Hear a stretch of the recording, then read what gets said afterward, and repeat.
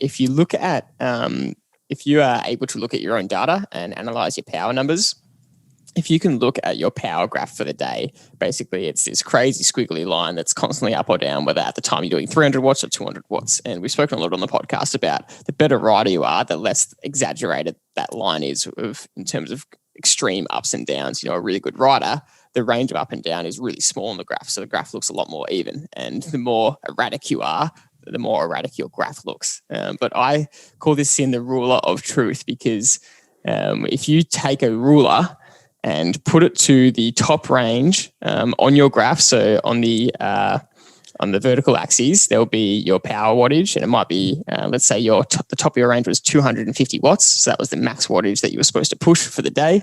If you put a ruler at 250 watts and covered the graph and looked at how much of your power was above that ruler, that shows how often you were going above your range and actually doing one of these deadly sins and going above the ruler of truth. Now, Dad, you have this incredible ability that whenever we look at your graphs and look at your data, if we go to the top of your range, there is barely any of the power showing above that ruler of truth. And especially in an Ironman, we talk about results being, consequences being exaggerated. The more time you're spending above that ruler of truth, the worse it's going to be for your performance over the course of the day, and especially your run when you get off the bike. Yeah, there's a few things in that summary you just gave. You're only basing that on what you've trained at and what your past experience is in races or in the most recent training. So the minute you spend 10% or 15% above the threshold number that you've selected, whether you selected 250 there as an example, if you've got 10% of your time or 15% of your time over 250, why would you think that that's not going to have a poor outcome? Have you trained at that number before? And if not, why are you now doing it in this race? So spending time outside or above that zone is only going to have one outcome, that you're going to progressively get tighter quicker. And whether you get tighter before the bike's finished or whether you get tighter after the bike's finished will obviously be found out the minute you continue your event. So we always talk about the race being a 3-event race, swim, bike and run. And people, for some reason, continue to make the mistake that it's okay to push it on the bike and above what I've trained at, above what I've previously raced at, because I want to improve. I want to get a better time. I want to get a bit faster, result on the day. But in actual fact, that normally ends up being worse result. By going above what you're capable of doing based on your data, when you come to run, you will run so much worse. And Cairns has proved that. And I'd love to hear from listeners who have did the event and rode above what they thought they were capable of, accidentally or on purpose, and what the outcome of their run was. Were they happy with their run? And there wouldn't be a lot of people who would be, because the result would be, because it was such a hard day, if you disregarded your numbers and raced the bike, you would suffer on that run. The thing about this is it's often, it's like a hidden mistake. It's a hidden sin because you're not even aware of it. Because if you look at this ruler of truth, these little spikes might be literally 10 seconds here or there, 30 seconds sometimes, maybe a 2-minute hill where you push 300 watts instead of 250. And you don't think it's actually that much of an effort, but over the course of 180 kilometers and a 6-hour race, suddenly you've spent 30 minutes at 300 watts over the course of the day. That's 30 minutes at, potentially above 100% of your FTP in a VO2 max zone. That is going to have such an impact on how you're feeling for the day. It's, imagine someone saying, go do a 180 kilometer ride and make sure you're doing 30 times 1 minute VO2 max reps in there. You'd be like, no, you're kidding yourself. I'm not going to do that. Yeah. It's such a good example, and we really have to focus on that. And if you don't actually know what to look for in your review, then you're actually not going to. And I think that's the reason why people keep making the same mistake, because they don't actually realize they're doing it. So getting your ruler out or even just picking that line, looking at your data and finding out how much time you spent at it will then be in your face. You can't hide from that. But actually, you should know that before the event, before the ride. I can't go above 250. And, my range is we talk about the range. It's never going to be one number. The range from the bottom to the top, the average might be 250, and your top range for 5 minutes might be 255, and your bottom range for 5 minutes might be 235. But so therefore, we've already got something in between 235 and 255. And for 1 minute, it could be 260, so instantly we've got another range. So we want our average to be 250 across the whole 180K, but there will be periods where it's hilly, headwind, downhill, tailwind, where the power number will be lower than the average for your whole 180K or higher. But we've got to limit that range so that the ruler doesn't have 30 minutes at 100%, and it doesn't have 25 minutes at 20%. Yeah. Where you're actually not progressing properly. So there's so much to this.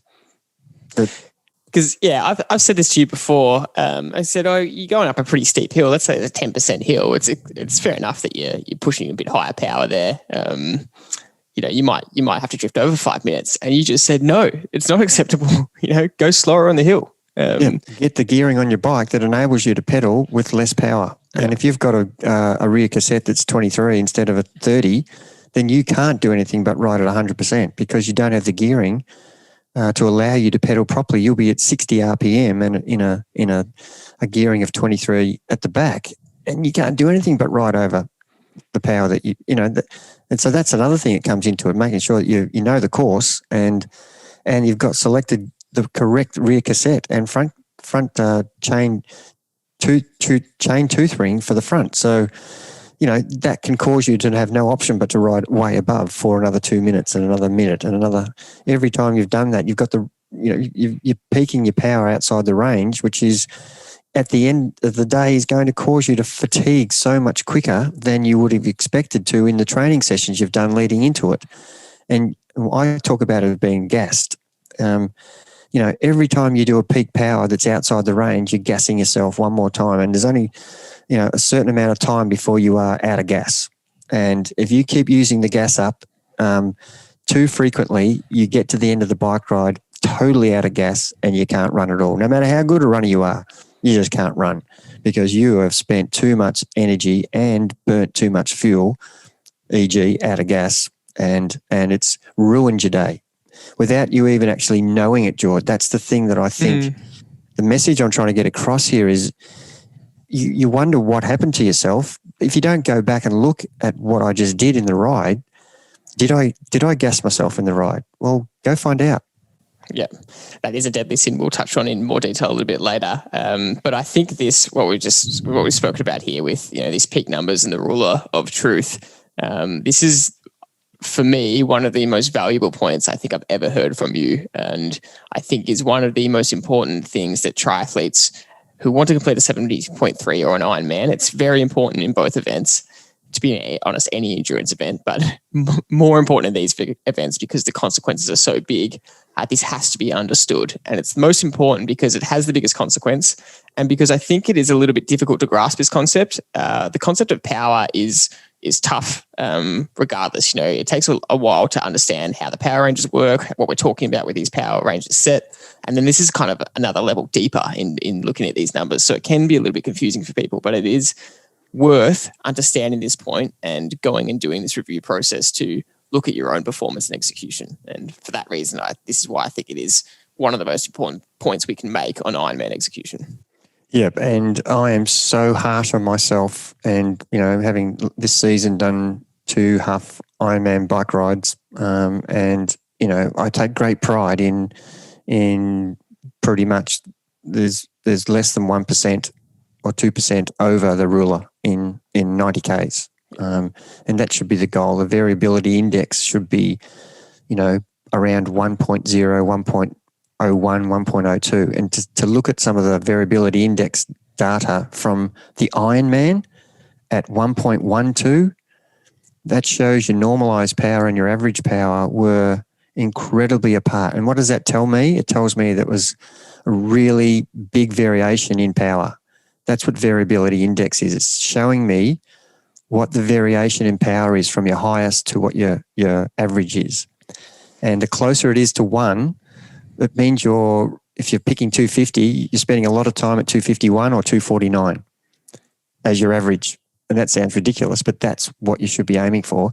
And when you get 1.12, you might have a normalized power of 280 and an average of 250. So you've got 30 watts difference, which shows it's 1.2 or 1.12 different. And that also sounds complicated, I know, but the point is you've got to stay within your limits. And the more times you go out above that ruler, the less value you're going to get out of that ride for the run.